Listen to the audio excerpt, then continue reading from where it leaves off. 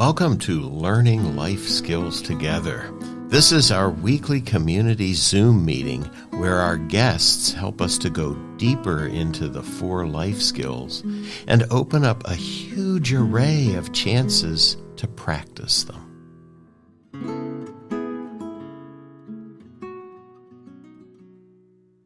Hello, everyone. This is number 79 in our Learning Life Skills Together weekly Zoom meetings. This time, our meeting is finishing up our series on the 4 activities. So we did the 4 skills as a series. We've done the first 3 of the activities, and we are going to complete it with a talk, an investigation of this idea of belonging. So belonging as something that we do and something that we can do together with our kids that really helps us to practice all of our skills. So we need the skill of paying attention. We need the skill of regulating our emotions. We need the skill of getting through tough times, not just tough moments. And we need the skill of communication. And so belonging and communication sort of fit together. Maybe the idea that we're going to investigate about belonging really helps us to see this. So we're going to look at the concept of home, and that's a word that may have some feelings for you. Maybe the word home brings up solid, sweet sense of warmth, people together. Maybe it doesn't quite do that for you.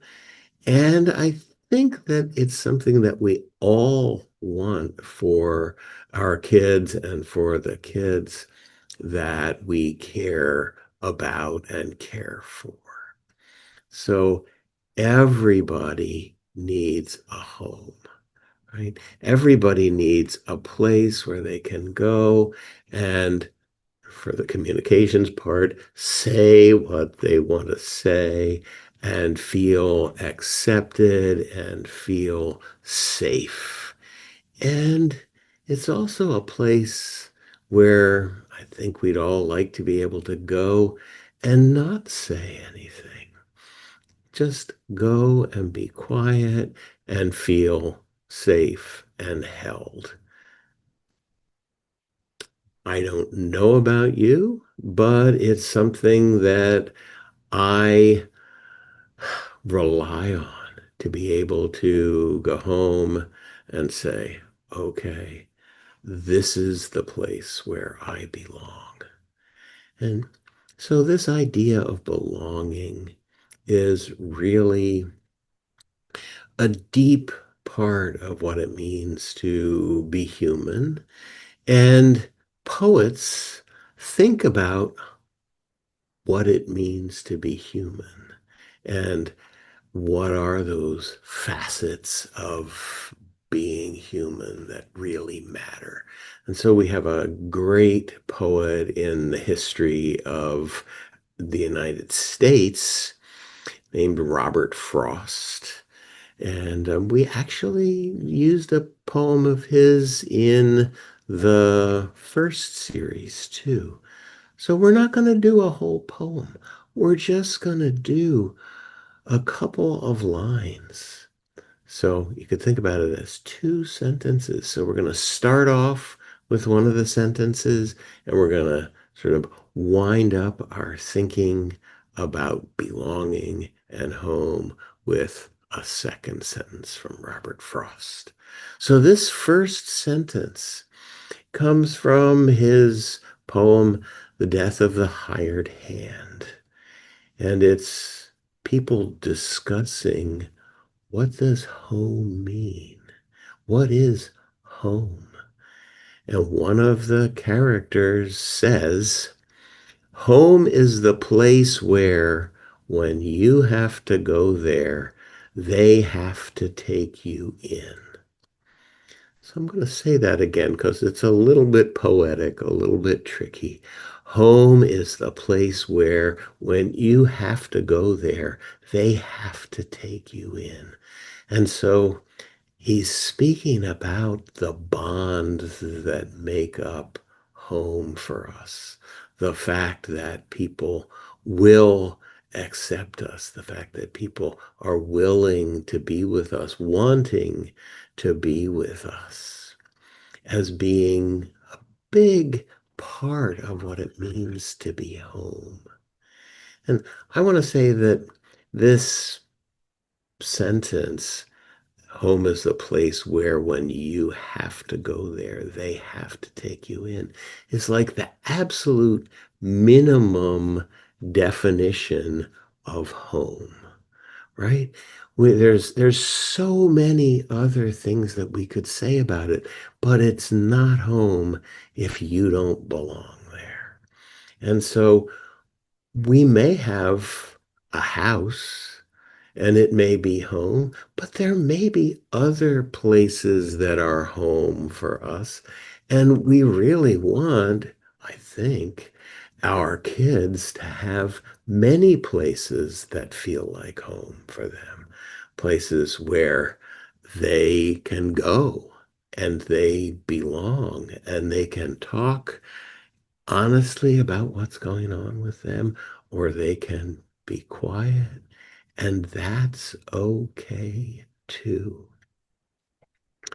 So, one of the things that we thought about in developing learning life skills together is how much having that feeling that there are people that will listen to me, that there are people who will care about me, that there are people who will help me, how much that contributes to our well-being.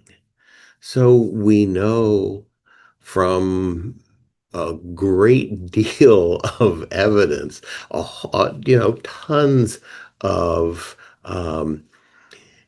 evidence in medicine, particularly, both in the mental health side and the physical health side, that people who have that network of people, or even that one person that cares that deeply, do better physically and mental health wise than people who lack that. And so it's also true that the more of it we have, the more better we do. So the more we thrive, maybe, is a word that's popular right now. So we really want our kids to thrive. We want them to have these kinds of connections with others, and particularly with the home that involves us, whether we're a parent in the home, a parent in another home, whether we're a grandparent in our own home, or you know a coach on the field or in the gym, or a teacher. All of these are people who can create that sense of belonging, who can make a little sense of home where they are. So, where are those places? This is my question to you, that you might open up another home front, so to speak. What can we do? Belonging to a congregation of folks, whether it's a religious congregation or an artistic congregation or a community congregation, a place where people congregate, right? When we can join into that, and find ways of helping our kids to join in. This moves this possibility for wellness way up the scale, right? And again, I'm not just talking about a wish, I'm talking about something that has a huge amount of evidence behind it. People who belong to a place where they would be missed if they didn't show up, do better physically and mentally. So I'd invite you to think about those places for you. Maybe they're not places that are open to you right now. Maybe you're not participating, but maybe if you think back, you can find what were those other home-like places that you had as a child? What opened up for you? So we can maybe think about making those connections or reconnecting with those kinds of situations, whether it's, again, a religious community, an artistic community, a sporting community. All of these places offer this higher level of belonging, because in the way things are running right now, we are offered the chance to belong to all kinds of things. We can have a subscription to this and a subscription to that. And that, as the saying goes, does not feed the bulldog. That doesn't give us that sense of belonging that is, bigger, that is warm, that has real people to it. So this is another thing. How often are we doing something on a screen where it would be a lot deeper, a lot different if we were doing it in person? And what are the possibilities? Pardon me. What are the possibilities for that in your life? What could open up to more eye contact for real? Could open up to a handshake, a hug, however it is that you greet the people that you hang with and care about. So, and then how do we get our kids into this? So, this is important stuff, because it allows us to do all of the things in the Learning Life Skills Together program. We can do all and need to do all four of the skills. When we first get to know people, that attention skill is so important to really take people's measure, to understand what it is that they're about, to be able to find the ways to connect with them. And so our kids deserve the chance to do that, and to do that again and again with people who have something in common and will have something in common, in the future. And something like joining a choir or joining a religious congregation or studying at a particular place opens a door that goes on, that goes into a whole lot of time. So it's not a once off thing. It's a deepening, deepening, deepening of these relationships, which is what builds that sense of belonging. I mean, I know that sounds simple, but it's not easy, and we need our mindfulness skill, and we need our emotion regulation skill so that we can work with ourselves to hmm, get over some of our feelings and be able to think through what is it that I want to do? Who is it that I want to connect with here? Is this the right place for me to be? So, when we're regulating our emotions, what we're really doing is saying, okay, I'm having a feeling about this right now. I can deal with that feeling. And as I do that, I get to a place where I can actually think clearly about what is it that I need and want, and can I get that? Can I get that here? So again, we open up the possibilities for our kids when we take them to places where there's the possibility of real belonging. It may work out, it may not, but they start to develop the skills that let them see it, the skills that let them start to build those relationships. Getting through tough times, that third skill of distress tolerance. Okay, I'd really like to do this. I'd really like to succeed at this. And it looks like it's going to take a lot of work. And so, quite often, particularly with the younger ones, they throw up their hands and it's too much. And so they need to find ways of being able to come back to things, to take a break, calm themselves down, and go back again. And so this is where this idea of home as the place where when you have to go there, they have to take you in is really, really important. So we don't get it right all the time. Our kids don't get it right all the time, but they get the chance to work it out and to try again. And that's so important in building that skill of getting through tough times.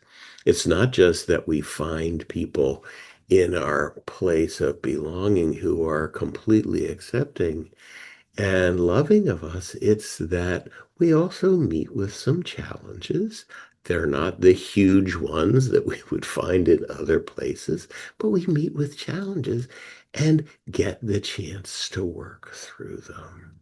So if you think about your own involvement in long-standing groups, you can see, oh, okay, yeah, it felt really good sometimes. Other times there was something going on that I needed to really work on and work through. And it's worth it to work through because when you go there, they have to take you in, right?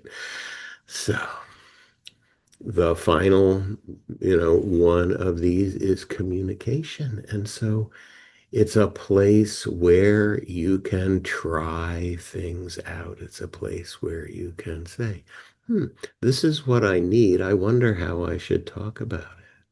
Or this is what I see that hmm, maybe I want to have a discussion with someone about.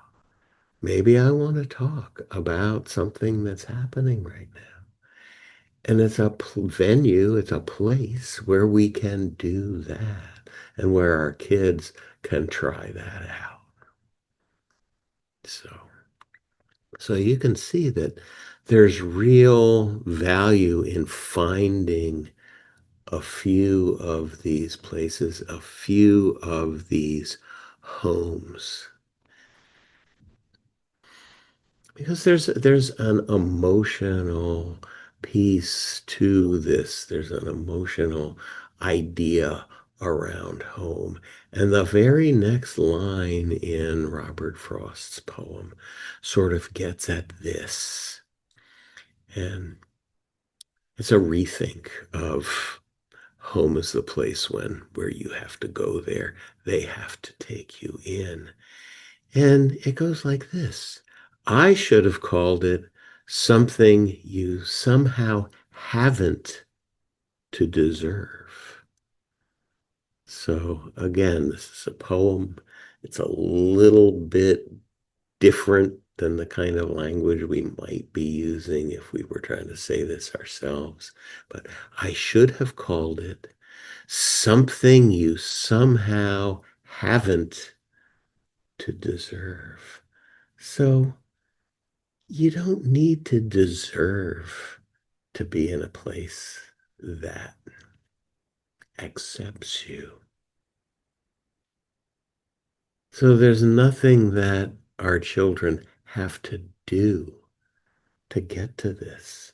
And so maybe you think a little more about what are the places where we want to connect? What are those places where we want to build relationships for the long term and give our kids an opportunity to practice the skills of doing that, and also an opportunity to build those connections for their life. They are connections that may be useful in 5 years, in 10 years. They may be phone calls that they make from somewhere else in the world and say, hey, you know what? You really know a lot about this, and I wonder if you could help me think this through. So to have a network that just gets bigger and bigger and bigger, where people care for us, where it's a feeling that we can have that we don't have to earn, that it's actually belongs to us. It's belonging. So we belong to these places, and these places belong to us. They have a special place in our heart. So I hope that you can hear that this is a worthwhile thing to think about, a worthwhile thing to maybe think about the places that are already these other homes for your kids and how to deepen that. Because I just want to say one more time that we have this wonderful shortcut that we're taking advantage of right now of being on screen and making these connections on screen. But the real connections are the ones where we meet somebody's eye, where we take their hand, where we get a hug when we need it. What are those places, and how many more can we get for our kids?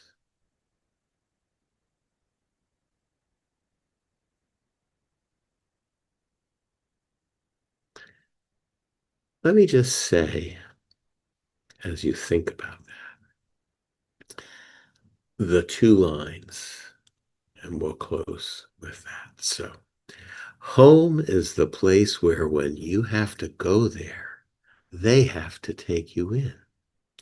I should have called it something you somehow haven't to deserve.